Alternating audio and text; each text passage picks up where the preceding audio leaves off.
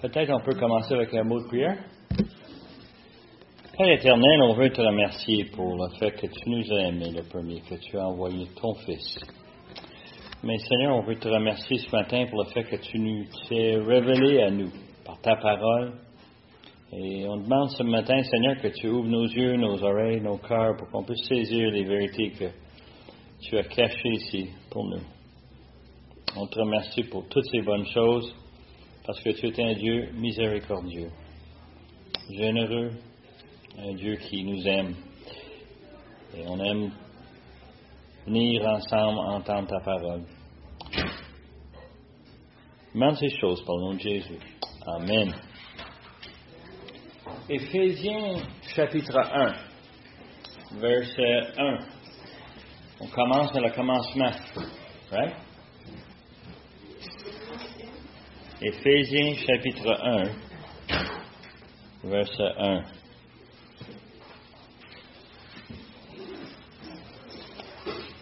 L'apôtre Paul nous donne cette lettre qu'il a envoyée.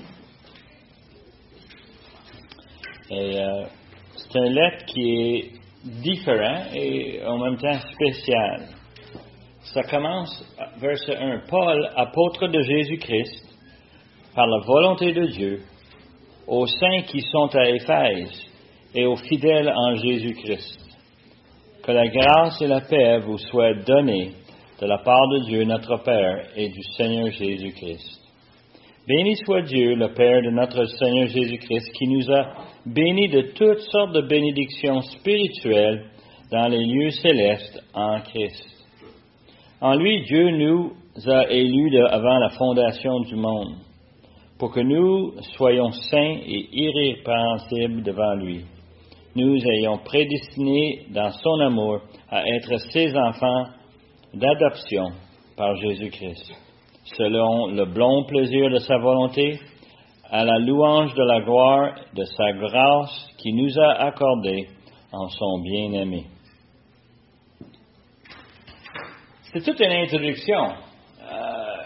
Il envoie une lettre ici, et puis c'est une lettre destinée à l'Église à Éphèse. Et nous, on regarde cette lettre-là en grand parce que ça fait la suite de ce qu'on a regardé au printemps passé. Printemps passé, on a regardé 40 ans dans la vie de l'Église. On a regardé l'Église d'Éphèse dès le commencement vers l'an 52 jusqu'à vers l'an 90, où dans l'Apocalypse, Jean envoie un message à cette Église. Et on a vu que l'Église avait changé, a été transformée par les gens qui ont assisté, les gens qui sont venus, aussi les gens qui ont quitté. On a vu ça et on a vu le ministère qu'ils ont eu. Et ça tombe bien parce que c'était en même temps, on célébrait le 40e de notre Église Emmanuel ici. La lettre, on pense, cette lettre a été écrite vers l'an 62. Ce qu'on pense, c'est que Paul l'a écrit à partir de son emprisonnement à Rome. C'était son premier emprisonnement là-bas. Et puis, en fin de compte, il était assis à domicile. C'est-à-dire qu'il était dans une maison. Les gens pouvaient venir le visiter, mais lui n'avait pas le droit de le quitter. Et la raison pour laquelle on pense ça, c'est qu'il n'avait pas encore eu son tribunal, son procès devant l'empereur. Et il était en attente. Il était prisonnier, mais en même temps, il n'était pas jugé encore. Alors, on ne lui a pas mis dans une prison comme telle, mais on lui a permis de louer une maison, de rester là. Et on peut voir ça dans les lettres qu'il a écrites de cet endroit-là. Philippiens, Colossiens, Philémon. C'est des lettres qu'il a écrites et il parle de justement son emprisonnement, mais il parle aussi de le succès qu'il a évangéliser les gardes, évangéliser les gens qui viennent visiter et comment il est quand même assez libre dans cette période de temps. On voit comment il était bien. Mais ça fait quand même 10 ans après le commencement de l'Église d'Éphèse. L'Église d'Éphèse, on pense que ça a été formé à partir de l'an 52, la fin du deuxième voyage missionnaire. Paul a laissé 2 personnes en Éphèse et quand il est revenu quelques années plus tard, il y avait une église. Les 2 personnes, c'était Aquilas et Priscille. Et ces 2-là avaient tout un témoignage. Et on a vu qu'aussi dans l'étude au printemps, qu'Apollos est venu le joindre à ces 2-là. Alors, il y avait toute une équipe qui travaillait dans cette église-là. C'est quand même quelque chose de bien. Si on pense un peu à qu'est-ce qu'on s'attend, nous, dans une église, c'est à peu près la même chose. On s'attend qu'il y a des croyants qui se rassemblent avec le but d'adorer Dieu, avec le but de lui servir. Dans le contexte de cette lettre est un contexte spécial. Et ça prend un petit peu de travail de détective pour aller chercher un peu qu'est-ce qui arrive ici. Si on regarde le contexte dans verset 1, on nous dit que c'est Paul, l'apôtre de Jésus-Christ. Alors, on pense que l'auteur, sans vraiment aucune argumentation, tout le monde accepte que c'est l'apôtre Paul lui-même qui a écrit cette lettre-là. Il s'identifie comme apôtre de Jésus-Christ. Now, ceux qui connaissent un peu l'histoire de Paul, on sait très bien que Paul n'a pas toujours été apôtre. Avant, il était quoi? Persécuteur. Ouais. Alors, il y avait une transformation dans sa vie. Et cette transformation, on va le trouver ici dans la lettre. Paul ne l'a pas oublié qui il était, d'où il venait, qu'est-ce qui lui est arrivé. On sait qu'il était envoyé, c'est ça que ça veut dire apôtre, c'est messager, quelqu'un qui est envoyé. En réalité, si on regarde la fin de Matthieu, chapitre 28, on découvre que chacun de nous sommes des apôtres, des petits apôtres, parce qu'on est envoyé à faire des disciples. Hein? Et c'est notre rôle comme disciples d'en faire d'autres, de se reproduire dans d'autres, et on donne notre témoignage, et on parle aux gens, et on cherche à les amener à notre Seigneur Jésus. Mais l'apôtre Paul n'était pas un petit messager, mais il était un des apôtres. On ne dirait pas un des 12, mais un des 13. Hein? Le Seigneur en a choisi 13. Il y en a un qui a laissé son ministère, Judas. Mais il y avait quand même 12 qui ont resté, et l'apôtre Paul était le dernier. Pour être un apôtre, A majuscule, ça prend certaines caractéristiques. Numéro 1, il fallait qu'on connaisse le Seigneur personnellement. Il faut qu'on ait vu le Seigneur face à face. Il faut qu'on soit enseigné par Jésus lui-même. Et c'est pour ça qu'on identifie les apôtres des 12, des 13, comme étant ceux qui ont passé le temps avec le Seigneur. Alors, on va dire que l'apôtre Paul n'a pas été avec les 12 autres, mais sur le chemin de Damas, est-ce qu'il a rencontré le Seigneur face à face? D'une façon plutôt spectaculaire, n'est-ce pas? Yeah. Et il était frappé. On nous dit qu'il était amené dans le désert pendant 3 ans, où ce que le Seigneur lui a enseigné.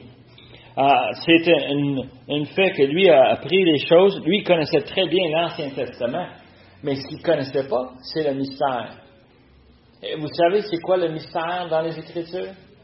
C'est quelque chose que Dieu sait, que nous ne savons pas, mais que Dieu, nous révèle. Et qu'est-ce qu'il a révélé à l'apôtre Paul? Qu'est-ce qu'il a, en fait, révélé à tous les Juifs qui sont tournés vers Jésus? Qu'est-ce qu'il nous a fait? Yeah. Crucifié, ressuscité et glorifié. C'est l'Évangile qu'on annonce, n'est-ce pas? Et la conséquence de cet Évangile, puisque ça va main à la main, c'est la formation de l'Église. Dans l'Ancien Testament, on parle énormément des prophéties futures du Messie qui va venir, il va régner, avec toutes sortes de choses. Il va souffrir, Ésaïe 53. Et on a toute cette description du Seigneur Jésus. Mais nulle part dans l'Ancien Testament, est-ce qu'on parle de l'Église comme telle. L'Église, c'est un mystère. Et d'ailleurs, l'Église s'est fait révéler aux apôtres. Et on a vu ça dans l'Acte des Apôtres, où on voit le commencement de l'Église, comment est-ce que l'Église s'est répandue, comment est-ce qu'on a pu évangéliser. Et on n'évangélise pas juste les Juifs, qui connaissaient l'Ancien Testament, mais on évangélisait qui? Les païens. Et moi, je suis vraiment content qu'on a fait. Je ne sais pas pour vous autres, là, mais c'est une bénédiction. Parce que l'Église a ouvert les portes à l'Éternel à n'importe qui. De n'importe quelle race, de n'importe quel pays, de n'importe... c'est un privilège pour nous de connaître le Seigneur et de le connaître personnellement à travers les Écritures. Alors, Éphésiens a une place très spécifique. Et on va en parler plus en détail. Mais la lettre que Paul a écrite à Éphèse, c'est une lettre qui révèle l'Église.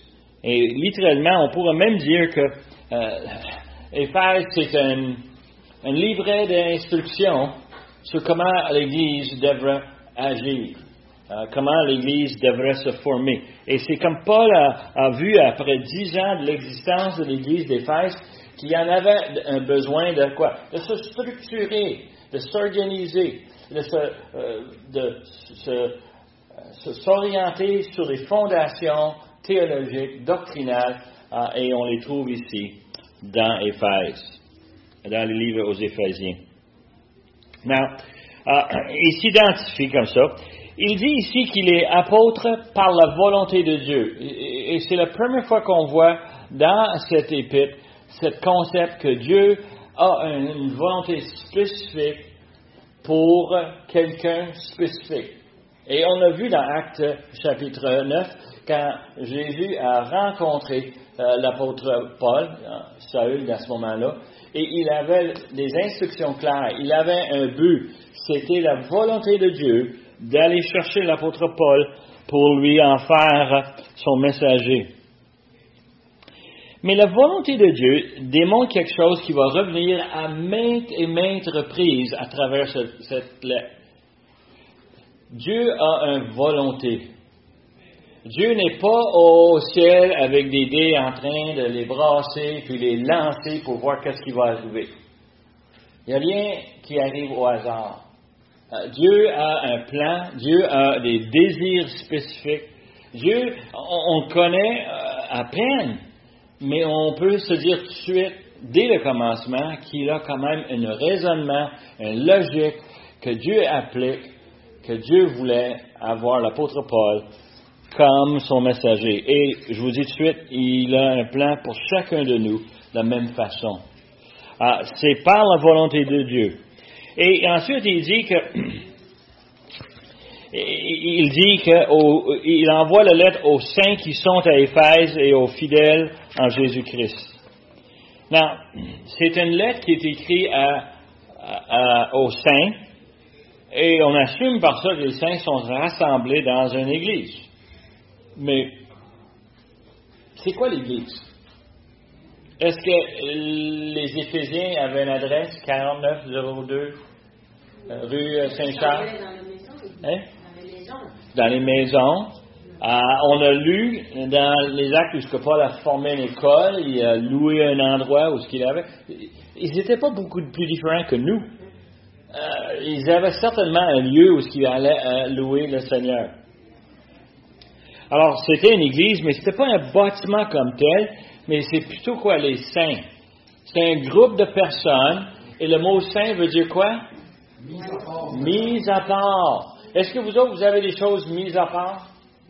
Moi, je trouve ça drôle, parce que nous sommes 2 maintenant à la maison. Avant, on était 6. Mais, papa, il y avait des choses spécifiques qu'il conservait avec le but de faire quelque chose avec. Et moi, j'ai marié quelqu'un qui aime ça, des choses bien organisées, elle aime ça, des choses propres. Elle est souvent en train de faire le ménage. Et souvent, je suis obligé de dire, wow, pas ça. Ça, j'avais un plan pour ça. Hein? Et c'est drôle un peu, hein? Et souvent, je suis obligé de l'expliquer. Non, tu comprends pas. Si je vais au magasin, ça va me coûter une dizaine de dollars, mais j'ai déjà un morceau qui reste, ça va faire l'affaire, laisse-moi ça, mets pas ça dans la poubelle.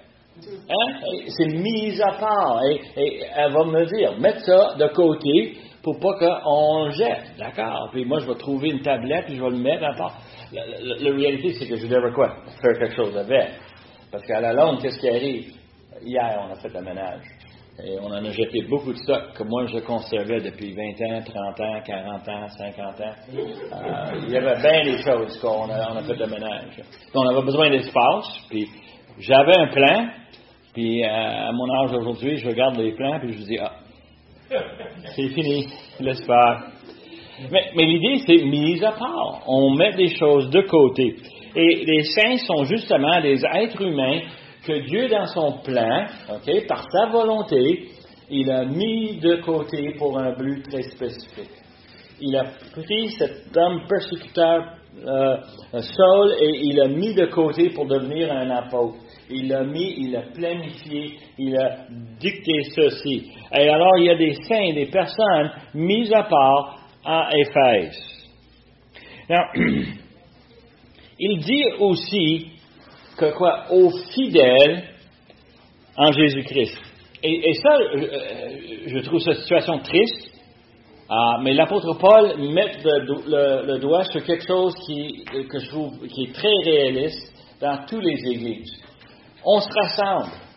Et on en a plein de monde. Il y a des gens qui sentent bons, qui ont l'air propres, il y a du monde fun, tu les entends parler, ils ont vraiment la parole facile. C'est pas tous des saints. C'est pas tous des croyants. Ils viennent parce que l'Église, c'est une place agréable, c'est une place où les gens sont accueillants. C'est merveilleux, ça. Mais est-ce qu'ils connaissent vraiment le Seigneur Jésus comme le Sauveur personnel? Et comme ancien, je veux dire, une des préoccupations qu'on a, et on prie à chaque 2 semaines, on se rencontre, les anciens, pour prier pour vous autres. Et prier pour les gens qui viennent. Et on a des contacts, on prie pour que les autres puissent entendre l'Évangile et l'appliquer dans notre vie. Et c'est important de reconnaître que Paul voyait ça à Éphèse. Il voit à Éphèse des saints mis à part, ils se rencontrent, puis c'est vraiment la lettre ici est pour ceux qui ont vraiment mis leur confiance dans Jésus-Christ, les fidèles. Alors, il parle ici parmi les manuscrits. Je ne sais pas si vous avez déjà entendu parler un peu comment est-ce que nous, on a eu les Écritures. La Bible n'a pas été écrite dans un coup, n'est-ce pas? Ça a été presque 3000 ans pour écrire les 66 livres. Et parmi ces livres-là, il y a des livres qui sont plus récents. Il y en a qui sont écrits littéralement des prophéties. D'autres, c'est des lettres comme les épîtres. Les évangiles nous racontent le récit de la vie de Jésus. Chacun a une caractéristique unique et chacun a été écrit à un moment donné par quelqu'un spécifique. Et dans bien des cas, on a une idée claire c'est qui l'a écrit, comme celui-ci, Paul ici identifie. Mais il y en a d'autres où on ne sait pas. On n'a pas d'idée, mais on sait que ça a été écrit par quelqu'un avec une inspiration du Saint-Esprit. Ils n'avaient pas, eux autres, d'ordinateur. Ils n'avaient pas de photocopieuse. Ils n'avaient pas de téléphone avec caméra pour prendre des photos. Est-ce que vous faites ça des fois? Et vous voyez quelque chose que vous ne voulez pas oublier, qu'est-ce que vous faites? Vous prenez une photo tout de suite. Et tantôt, quand on est à la maison, on va le regarder, prendre les données qu'on a besoin, un numéro de téléphone, peut-être des instructions spécifiques. On est vraiment béni avec un téléphone qu'on peut prendre. Mais eux autres, il n'y avait pas ça. Eux autres, quand ils écrivaient, ils prenaient soit un pot d'animaux qui était séché, ils l'écrivaient dessus. D'autres, ils faisaient du papyrus qui est semblable à notre papier. C'est du fibre qu'ils prenaient, qu'ils fabriquaient des papiers. Ils écrivaient ce qu'ils avaient enregistré. Malheureusement, ils n'avaient pas aussi les méthodes de conservation. Alors, ce qu'il y avait se détériorisait assez rapidement. Nous avons la bénédiction d'aujourd'hui d'avoir toutes sortes de technologies qui nous aident à conserver, mais les autres, ils étaient obligés de transcrire et de retranscrire. Et nous, quand on regarde l'an 2025 en arrière, on regarde les manuscrits qui ont été transcrits. On n'a pas les documents originaux. On a seulement ceux qui ont été copiés et probablement copiés plusieurs fois. Et on a ces manuscrits-là, et ce qui était fascinant, juste pour vous donner un ordre de grandeur, dans le Nouveau Testament, savez-vous combien de manuscrits on a compté que nous avons pu retrouver? À date, on a 25 000 et plus de manuscrits pour le livre, pour la lettre aux Romains, l'épître de Jacques. On en a de tous les différents documents, au-dessus de 25 000 copies. Ce qui veut dire qu'on a des copies, et on a aussi multiples copies. Qui est fascinant pour celui qui étudie cela, parce qu'on est capable de comparer les manuscrits. Et on peut voir où est-ce que ça suit, puis on peut voir aussi les gens ont fait des changements. Un des premiers changements qu'on a découvert dans les manuscrits par rapport à l'aide aux Éphésiens, c'est dans le premier verset. Lorsqu'on lit, puis ça nous dit, Paul, apôtre de Jésus-Christ, par la volonté de Dieu, aux saints qui sont à Éphèse. Devine-toi. Qui sont à Éphèse et pas dans tous les manuscrits. D'ailleurs, ce qu'on trouve dans les manuscrits, c'est un espace vide. C'est comme si quelqu'un a rempli le document et a dit, moi je fais une copie, mais c'est pour notre Église à nous. Nous, on était à Colosse. Nous, on était à Philippe. Nous, on était dans une autre ville. Et on a dit, cette lettre-là, on va l'envoyer. Et une des raisons pour lesquelles on pense à ceci, on réfléchit à cela, c'est qu'il y a des caractéristiques dans cette lettre qui sont assez uniques. C'est une lettre qui n'a pas de personne spécifique nommée dans cette lettre-là. Le seul nom qu'on a, c'est l'apôtre Paul. Il n'y a aucune salutation de Timothée, de Silas, il n'y a aucune référence à d'autres personnes. Il n'y a pas de destinataire où est-ce qu'on parle. Et souvent dans les autres lettres, tu vas voir où est-ce que l'apôtre Paul, vers la fin, va dire, hey, salut Jacques pour moi. Salut Rosa pour moi. Non, il n'y a pas de nom personnel là-dedans. Et c'est un lettre qui est vraiment, on dirait, un lettre circulaire. C'était conçu un peu comme les missionnaires qui nous envoient des lettres, n'est-ce pas? Ils nous envoient une lettre qui est générique, qui nous parle de qu'est-ce qui se passe, qu'est-ce qu'on devrait prier pour. Mais c'est une lettre qui n'est pas écrite à moi, mais c'est écrit à tous ceux qui supportent ce missionnaire-là. Je ne sais pas si vous comprenez, une lettre circulaire. Et l'idée qu'on a, c'est que par les premiers pères de l'Église dans le premier siècle, eux autres, ils ont écrit des lettres, puis on a leur manuscrit. Et ils font référence à cette épître comme étant l'épître aux Éphésiens, qui nous encourage, ça nous dit un peu que probablement la première lettre a été écrite à Éphèse, et que c'était écrit à eux en sachant que c'est une lettre circulaire qu'on va distribuer à toutes les autres églises autour. Et on a cette impression que c'est une lettre qui était conçue pour conseiller les gens dans chaque ville comment on devrait fonder et ensuite organiser une église. Un livret d'instructions, ça revient à ce concept-là. Hein? Alors, pourquoi Éphèse? Et le printemps passé, on a essayé de vous donner une image de l'église d'Éphèse comme étant une église où l'apôtre Paul a commencé à former d'autres évangélistes, d'autres enseignants. Il donnait des cours et littéralement, on sait qu'autour d'Éphèse, on avait plein d'autres églises qui ont commencé. Les gens qui sont arrivés à Éphèse, peut-être pour un voyage d'affaires, et on rencontre Paul dans le marché et puis il dit, viens entendre l'Évangile. Et il va former des chrétiens, il va les préparer pour qu'ils puissent retourner dans leur ville. Alors, on a une série de villes qui se trouvent autour d'Éphèse, et on a l'impression que cette lettre a été envoyée à Éphèse avec le but de quoi? De transcrire puis de l'envoyer dans ces autres églises. Parce qu'Éphèse, c'était l'église mère. C'était l'église où on a pris un centre de formation, un centre de distribution, on a envoyé des missionnaires à partir de cette église. Est-ce qu'Éphèse était un port important dans ce temps? Dans ce temps, oui. Malheureusement, avec l'histoire, la rivière qui se débouche à Éphèse a rempli le port et en fin de compte, aujourd'hui, c'est quasiment un désert. Ça a tout rempli jusqu'à l'océan. Initialement, c'était très agréable parce que on pouvait rentrer à Éphèse qui était, je pense que c'était comme 6 kilomètres de l'océan.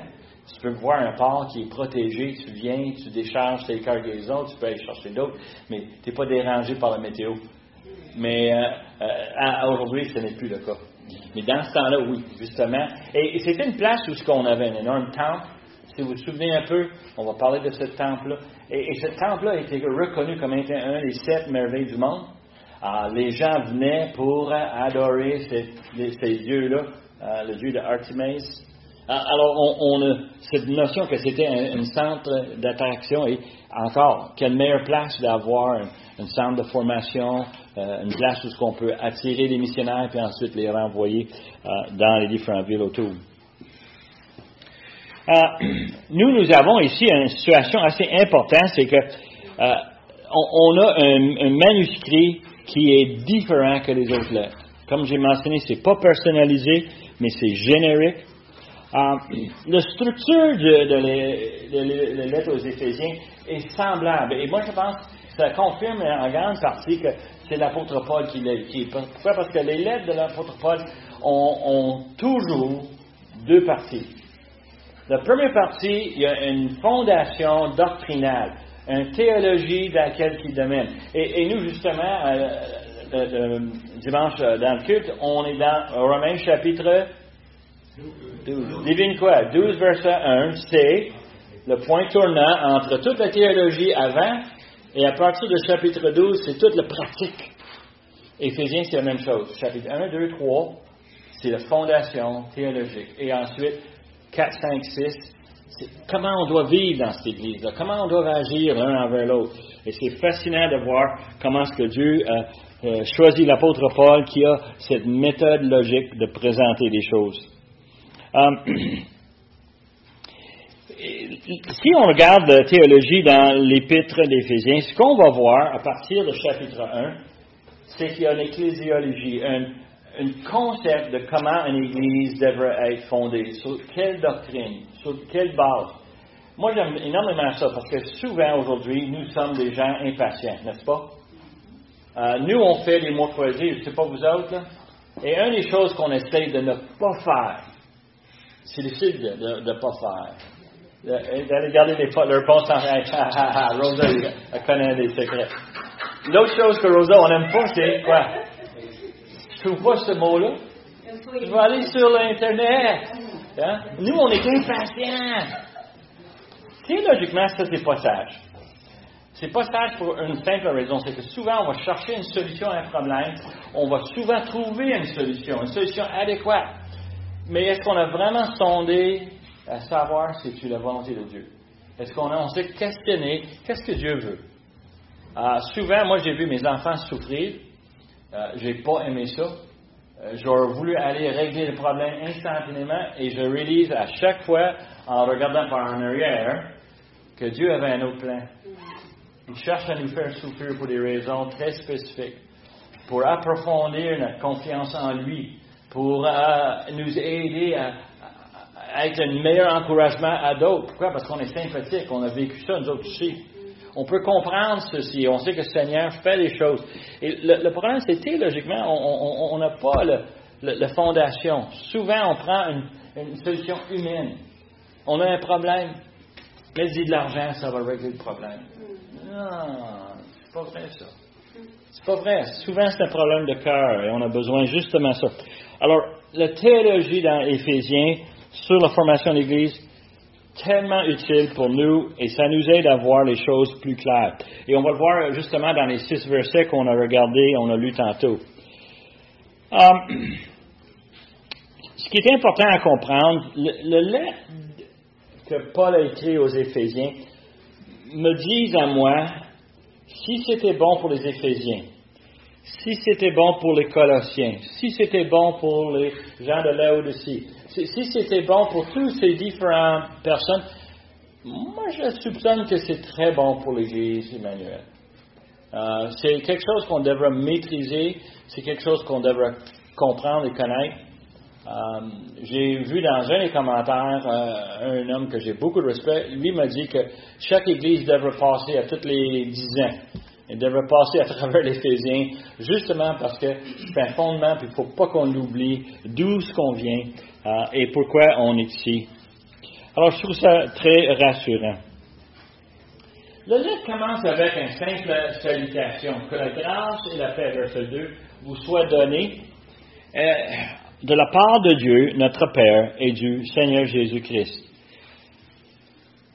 C'est une salutation que je dirais quasiment générique. Ça dit tout, puis ça dit rien. Je ne sais pas si vous comprenez, mais l'apôtre Paul s'en sert au commencement de presque chaque épître qu'il envoie. Il va parler de ces deux éléments-là. Il va parler de la grâce et la paix. Pourquoi? Parce que c'est très important à comprendre de quoi Paul parle quand il donne cette salutation. En passant, c'est quoi la grâce? Moi, quand j'étais tout petit, jeune, j'avais beaucoup de misère à comprendre ce mot-là. On parle de ça à l'Église tout le temps. Grâce, grâce, grâce, grâce. C'est quoi grâce? Et ça m'a eu beaucoup de misère jusqu'à temps que quelqu'un me l'expliqué. Quoi? C'est un cadeau. Non mérité. C'est important, cette partie-là. Mais moi, quand jeune, enfant de 8-9 ans, quand j'ai compris grâce veut dire cadeau, mes yeux sont venus ouverts. Je ne sais pas vous autres, mais moi, j'aimais, dans ce temps-là, recevoir des cadeaux. Puis pas nécessairement des cadeaux que vous pouvez imaginer, là. C'est des cadeaux qui nous disent que c'est pour nous. Et ce qui est fascinant, ce que Nick a dit tantôt, c'est quoi? Non mérité. Une définition de grâce pour l'enfant de Dieu, c'est quelque chose que Dieu m'a donné, mais que je ne mérite pas. Mais Dieu me l'a donné. Pourquoi? Parce qu'il m'aime. Pourquoi est-ce qu'il m'aime? Je ne sais pas. C'est juste merveilleux. On aime ça. On aime le fait. Et Paul est en train de souhaiter au lecteur de cette épître que Dieu te donne de quoi? Un cadeau non mérité, mais merveilleux. Bénédiction par-dessus bénédiction. Et il va commencer justement avec ce point-là. Alors, grâce, c'est important. Ensuite, il dit paix. Now, il y a un paix qu'on aime. Et je suis sûr que vous avez déjà entendu l'expression « Foute-moi la paix ». Qu'est-ce que ça veut dire quand on dit ça? Laisse-moi tranquille. Tu sais comme moi, right? Genre, on travaille, on est dans le travail, puis quelqu'un veut nous déranger, foute-moi la paix, laisse-moi tranquille, que je puisse finir. Moi, je vais finir mon chiffre, je vais faire. Hey, laisse-moi tranquille. C'est pas cette paix-là en passant. OK? C'est pas cette paix-là. C'est une paix beaucoup plus profonde que ça. Est-ce que vous vous souvenez de l'histoire que Jésus était dans le barque, il traversait la mer la nuit et on avait une énorme tempête. Et les disciples sont venus et ils l'ont réveillé, secoué Jésus pour lui dire quoi? Oui! T'inquiète pas qu'on va mourir? On va périr?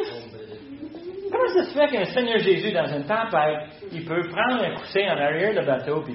Parce qu'il est en paix. Il est en paix. Il est en paix. Les yeux aussi. Alors, les yeux auraient dû voir que Jésus est là avec eux. Exact. Il ne va pas mourir. Et on ne va pas mourir, il est là. Il est là. Mais c'est pas ça. Eux autres, ils voyaient ça comme étant une situation, quoi? Pas paisible. C'est énervant. C'est inquiétant. Ils sont... Ça vous arrive? Moi, mon père décrivait une situation, et je suis sûr que vous pouvez identifier avec. Est-ce que vous avez jamais été bien fatigué? Tellement fatigué que vous avez hâte à aller se coucher? Et là, vous vous mettez dans votre lit, et mon père nous disait, tu t'endors avant même que ta tête touche l'oreiller. Puis moi, quand il me disait ça, papa, ça n'a pas de logique. Il faut que tu te mettes la tête sur l'oreiller, puis après ça, tu t'endors. Non. Quand tu es fatigué, épuisé, quand tu es vraiment vidé, on peut quoi? On peut dormir n'importe coup. Même ici, en avant de l'autre. Mais vous comprenez la logique, hein? C'est cette paix intérieure où ce que tout à coup, là, il n'y a rien d'autre qui va nous déranger. Rien ne peut nous déranger. Moi, je pense à Job et j'aime ça lire les premiers chapitres de Job pour voir ce qui lui est arrivé et comment il a réagi. perdre ses 10 enfants, perdre tous ses biens, perdre toute sa santé, et à chaque fois en paix avec Dieu. C'est correct. Si Dieu veut faire ça, je vais l'accepter. Job, c'est un gars de paix. Ça, c'est un gars de paix. Un gars où, à l'intérieur, je suis sûr que quand il se couchait, il s'endormait avant de toucher l'oreiller. C'est la paix. Et c'est ça, cette paix ici qu'on parle ici. Dans l'hébreu, c'est shalom. Souvent, on va parler de ça, shalom. Les Juifs vont dire shalom. Dans ta vie, tu peux avoir bien des problèmes, mais que tu sois en paix. Que toi, tu vis paisiblement. Et beaucoup de gens viennent au Seigneur pour avoir des solutions à des problèmes superficiels dans leur vie. Règle ma famille, règle ma job. Non. Donne-moi la paix à l'intérieur. Donne-moi le calme pour être capable de faire face à des choses qui m'arrivent et de faire la bonne chose, de ne pas paniquer, de ne pas perdre les pédales. Non, cette paix vient pas de nous. C'est pas normal, c'est pas naturel. Je ne sais pas pour vous autres, moi je suis une personne très impatiente. Ma réaction normale, c'est que je m'énerve à tout. Et puis quand le Seigneur arrive et il donne la paix, c'est lui qui nous le fournit. Et il dit ici que ça vient du quoi? Pas de l'apôtre Paul, mais de Dieu, le Père et le Fils aussi. Pourquoi les deux en passant? Pourquoi les deux? Est-ce que vous avez une idée? La paix vient du Père et du Fils de Dieu. Le Père, parce que c'est lui qui a le plan. C'est lui qui a pondu tout ça. Le Fils, parce que c'est lui qui l'a exécuté. C'est lui qui m'a donné le salut. On peut m'enlever la vie ce matin et c'est pas grave parce que je sais où est-ce que je m'en vais. Je sais qu'est-ce qui va m'arriver grâce à notre Seigneur Jésus qui a exécuté le plan de son Père. Et c'est ça que Paul est en train de dire, qu'on puisse avoir cette paix qui soit donnée de la part de Dieu. Now, juste pour vous donner une idée, comment authentique est cette paix que Dieu nous donne, cette grâce. Combien de vous est-ce que vous lisez les Écritures? Vous êtes supposés toutes lever vos mains, right? Okay, good. Hein? De quelle façon que vous le lisez? Vous le lisez d'une façon textuelle, mot après mot, phrase après phrase, paragraphe après... Oui? Il y a des choses qu'on va lire, et on va les lire non comme on lit l'écriture d'un autre auteur, mais on va le lire comme ça vient de moi. Un des premiers exemples que je peux vous donner, c'est Psaume 23. L'Éternel est mon berger. OK? C'est David qui l'a écrit. Oui, on comprend. Lui était un berger. Il parlait de berger au-dessus de lui. Notre Seigneur, il parlait de lui comme... Mais nous autres, on l'approprie pour nous-mêmes, n'est-ce pas? Je ne sais pas vous autres, mais nous autres, nos enfants, là, chez nous, un des premiers passages qu'on a mémorisé, c'est Psaume 23. Il y a 6 versets, c'est pas si long que ça, mais c'est tellement pertinent.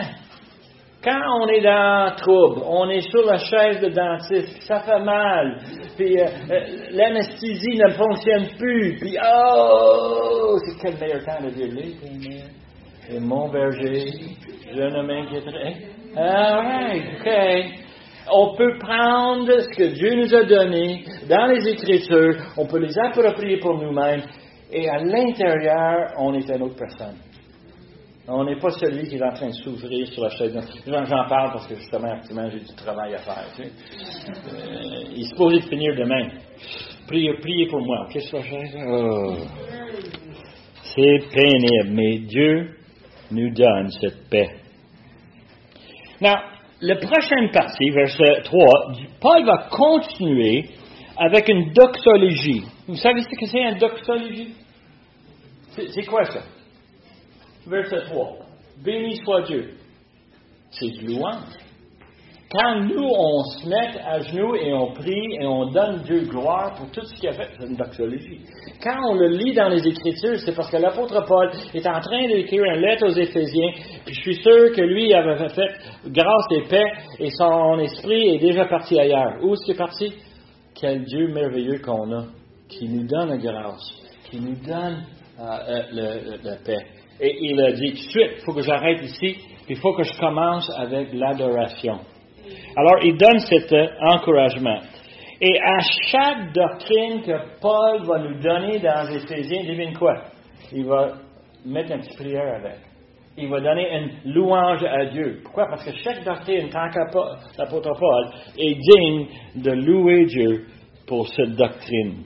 Alors ici, il donne une bénédiction à Dieu. Et qu'est-ce qu'il dit pour tout ce que Dieu nous a donné? Il parle ici de bénédiction.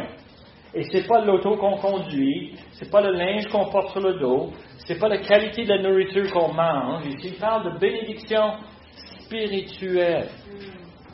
Il y a deux raisons que je sais que c'est spirituel. Le premier, c'est que, il le dit. Et le deuxième, c'est qu'il dit que ces bénédictions ne sont pas ici dans mes poches, c'est dans les lieux célestes en Christ. Alors, je ne sais pas vous autres, là, des fois je suis dans des meetings vraiment difficiles au travail, ça va mal, on a des problèmes, et de temps en temps, je pense, mais pas au ciel. Je m'en vais là. Je n'aurai pas des problèmes à régler, je n'aurai pas des problèmes budgétaires, je n'aurai pas des difficultés, des pannes, je n'ai pas. Pourquoi? Parce que je m'en vais à une place où il n'y a pas de ça. Pas de larmes, pas de deuil. Moi, je suis souvent attristé. On perd les membres de la famille qui n'ont pas fait de profession de foi. Moi, ça m'attriste. Mais je sais qu'à rendu au ciel, non, il n'y aura pas de larmes, il n'y aura plus de ça. Et ça, c'est une bénédiction. Il y en a plusieurs bénédictions spirituelles et on va les voir dans les passages à venir. Et ils se trouvent dans les lieux célestes en Christ. Aujourd'hui, on vit avec l'anticipation pour toutes ces choses-là. Mais au ciel, Christ nous attend. Et on va le voir.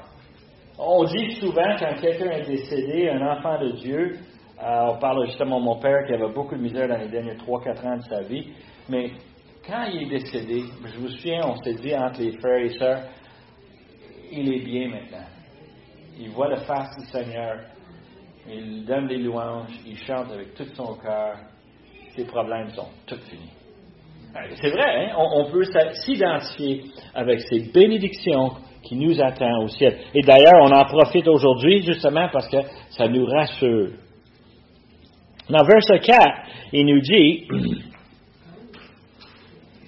excuse-moi. Il dit, en lui, Dieu nous a élus avant la fondation du monde, pour que nous soyons saints et irrépréhensibles devant lui, nous ayant prédestinés dans son amour à être ses enfants d'adoption par Jésus-Christ, selon le bon plaisir de sa volonté, à la louange de la gloire et de sa grâce qu'il nous a accordée dans son bien-aimé. Il y a une doctrine ici que Paul donne, c'est la première doctrine. Tant qu'à moi, c'est la doctrine la plus importante pour l'enfant de Dieu, de comprendre la souveraineté de Dieu. Et parmi les chrétiens, souvent on va entendre parler des gens qui n'aiment pas cette doctrine. Et il y a des raisons très logiques pour lesquelles les gens sont contre cette doctrine. Okay? Mais l'idée ici, c'est la prédestination. C'est mal compris. Nous, dans les petits cerveaux qu'on a, je ne sais pas vous autres, moi, là, je suis né il y a longtemps, alors le cerveau que j'ai, moi, il y a seulement 2 cas de mémoire. Il n'y a pas grand-chose là-dedans. C'est tout petit. Disque dur, il n'y en avait pas. Il n'y avait même pas de disquette. Mais comme être humain, nous avons une connaissance, une compréhension qui est minime comparée à quoi? L'Éternel. L'Éternel a un plan fantastique. Et ce que Paul annonce ici, que son plan, c'est pas un plan qui est en cours. Hein? Moi, j'aimais beaucoup mon fils. Il me disait tout le temps, on faisait des conversations, puis il me disait à la fin d'une conversation, à suivre. Je veux dire quoi? Pas fini encore. On va en parler encore. Tu vas voir, on va revenir là-dessus. Non, le plan de Dieu, il est déjà fait. Il est déjà cuit. Il est déjà tout fait. Et devine quoi? Dieu est si puissant, il n'y a rien qui va l'empêcher de l'accomplir.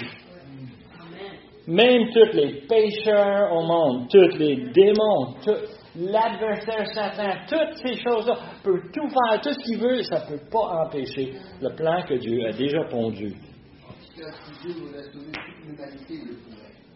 Mais nous, on est pris avec Deutéronome 29. Et ça, c'est un verset que vous devez mémoriser. Ça va vous assurer, lorsque vous lisez les Écritures, lorsque vous étudiez les Écritures, qu'est-ce que ça dit? Pierre, tu le sais? Oui. Les choses sont à l'Éternel. Sont à l'Éternel. Les choses de l'Éternel sont à nous et à nos enfants, avec que nous mettions en pratique cette loi. Et est-ce que vous avez compris? Ce que Dieu a. Je ne l'ai pas. OK? Et nous, je suis content que Dieu, c'est quoi? C'est révélé quelques-uns des choses qu'il connaît, qu'il a préparées, et surtout ceux qui s'appliquent à moi, à vous. C'est quand même rassurant, n'est-ce pas? Mais il ne nous a pas tout dit encore. Et j'apporte ce point-là parce qu'on arrive littéralement ici, le passage, on a cette instruction que Dieu a déterminée d'avance dans le futur. Je peux rien faire. Mais c'est pas vrai ça, parce que moi, à 8 ans, j'ai décidé que je voulais suivre Jésus. J'ai pensé ça. J'ai cru ça. J'ai pris l'action en conséquence de ça. Mais, Charles? Dieu qui est venu dans ta vie. Amen. Il a orchestré un paquet d'événements, des choses très spécifiques, des choses que j'aurais voulu souhaiter à d'autres. Il m'a mis dans un foyer où mon père et ma mère connaissaient le Seigneur Jésus, aimaient le Seigneur Jésus, n'en parlaient d'eux autres constamment. Eux autres avaient en tête que c'est la façon qu'on va vivre. Et moi, j'ai appris ça très jeune. Je ne connaissais pas le concept de péché, je ne comprenais pas la rébellion qui était déjà dans mon cœur. Et il a fallu que je rencontre ces choses-là. Mais moi, j'ai choisi.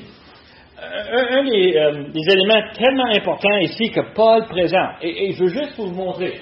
Dans ces versets, de versets 4 à 6, okay, on parle de 3 versets. En fait, dans les 6 premiers versets, Paul parle 4 fois de la prédétermination de Dieu. Okay? Juste pour vous donner les 4. La première chose qu'il a dit, je suis apôtre par la volonté de Dieu. Dieu m'a arrêté dans mes pas pour me faire devenir un apôtre. Dieu avait un plan, sa volonté, ses désirs sont exprimés à moi sur le chemin vers Damas. C'est ça, la première chose. Deuxième chose, Dieu verset 4, nous a élus avant la fondation du monde. Non, le mot élu, là, c'est l'idée de choisir. Dieu nous a choisis. Comment est-ce qu'il a choisi moi et il n'a pas choisi un autre? I don't know. Je ne sais pas. Phew, Deutéronome 29, right? La réalité, c'est que les deux existent.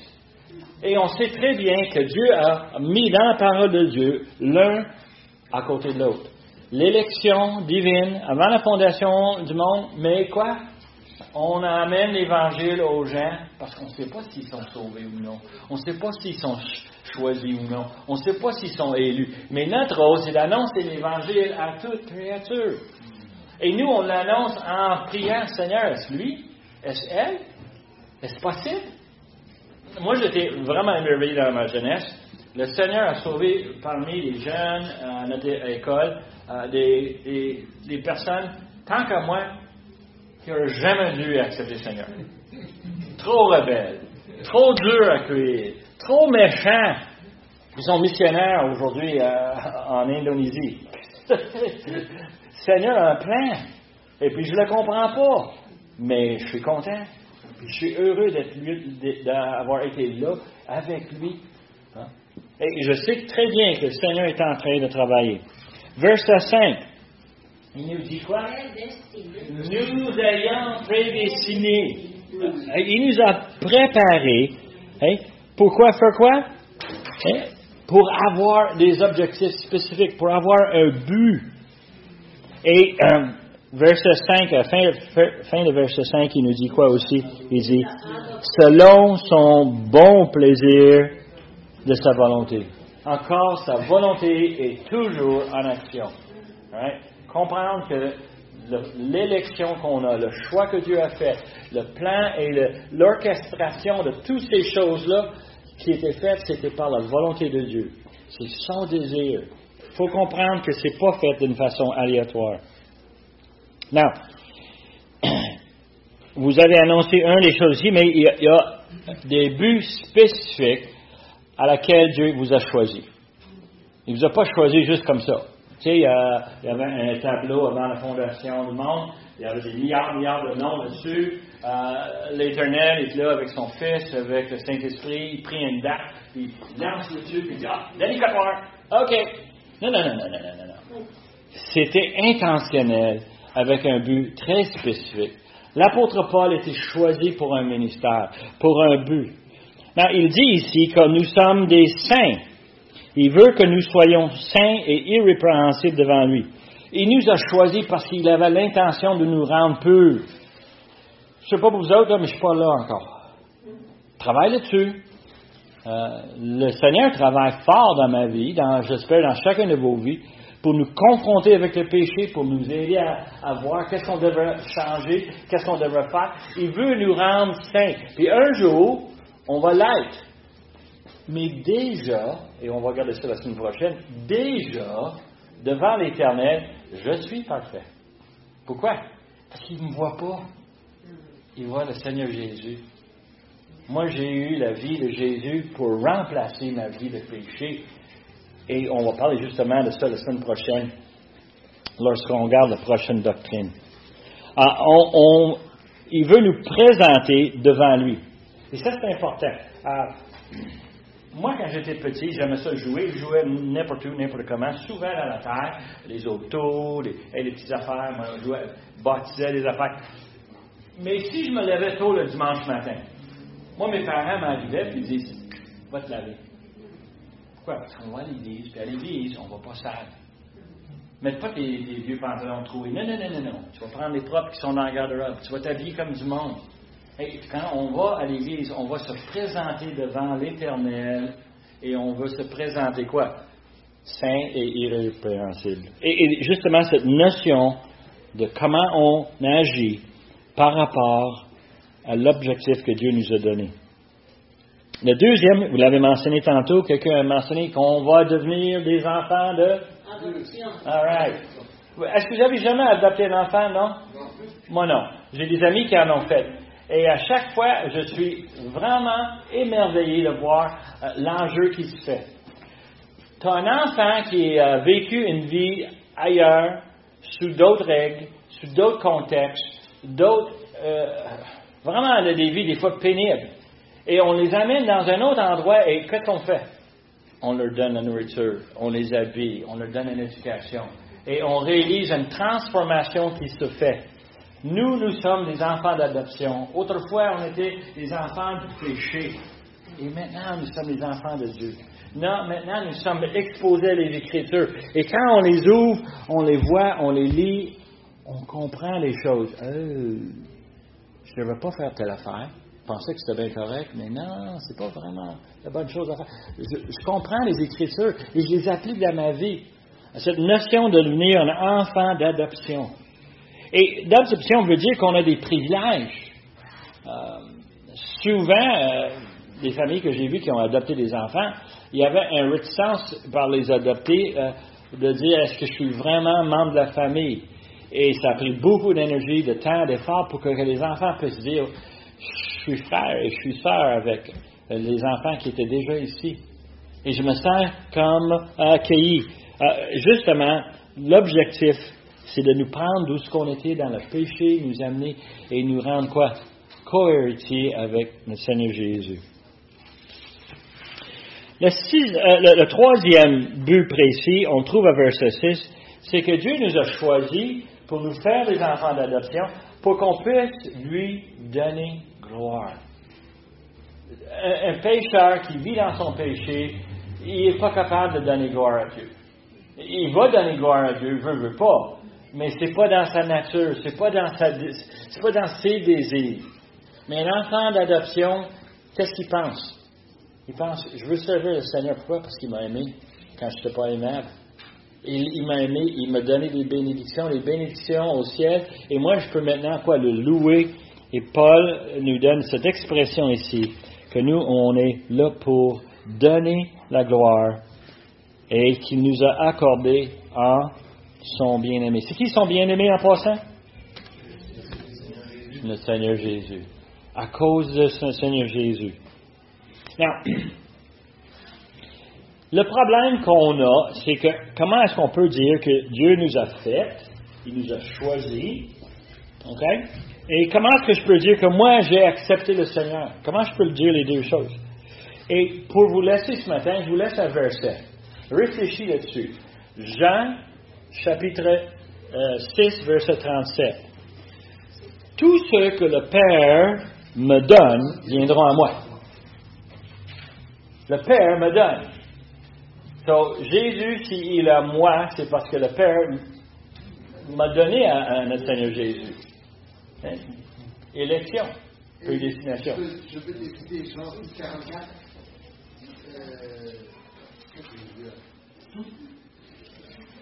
Celui qui. Personne ne peut venir à moi si par le Père me l'a donné. Et je le ressusciterai au dernier jour. Amen. Mais verset 36 termine avec « Et je ne mettrai pas dehors celui qui vient à moi. » Qu'est-ce qu'on fait quand quelqu'un vient et supplie le Seigneur?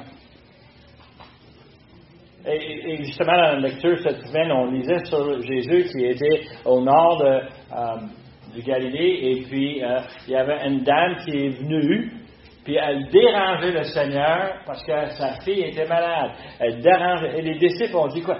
Chasse-le. Et qu'est-ce que Jésus dit? Non. Hein? À cause de sa foi, hein?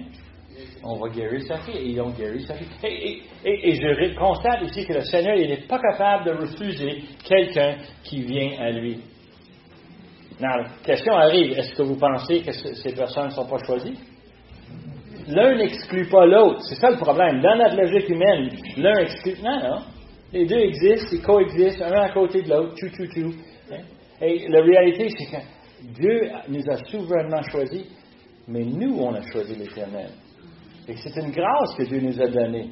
C'est lui qui nous a donné les circonstances, qui nous a amenés à lui. Mais nous, on a pu quoi? Réagir. Combien de personnes est-ce que le Seigneur a tendu la perche et les gens sont partis? Le jeune homme riche, qu'est-ce que je dois faire? Il a dit, hey, tu dois garder la loi. Ah, j'ai tout fait. Alors, vends tout et suis-moi. Oh non, pas capable de faire ça. Hein? Combien de personnes sont venues, sont parties? Et je peux te dire, aujourd'hui même, on a des gens qui sont venus dans l'Église, ils ont été avec nous pour une secousses, puis après ça, ils ne veulent rien savoir. Pourquoi? Je ne sais pas. Mais je suis convaincu qu'il n'était pas été choisi. Hein? Mais Dieu ne va pas refuser quelqu'un qui veut venir à lui. C'est une doctrine merveilleuse de Dieu qui nous révèle dans cette lettre, et à cause de ça, il est digne de louange. Prions. Père éternel, comment est-ce qu'on va te remercier pour le fait que tu nous as donné cette révélation? Comment tu as préparé d'avance? Comment est-ce que tu as orchestré tous les événements dans nos vies pour nous amener ici, pour lire ces Écritures, les avoir dans nos mains et être capable de les appliquer dans nos vies? Seigneur, on te remercie pour le fait que tu as planifié d'envoyer sur ton Fils, racheter les rebelles comme nous. Seigneur, quel privilège qu'on a de te connaître comme sauveur personnel. Et tu es un grand Dieu, tu es bon par-dessus toutes choses. Et ça, on veut te donner l'honneur et la gloire. On demande ces choses par le nom de Jésus, notre Sauveur. Amen.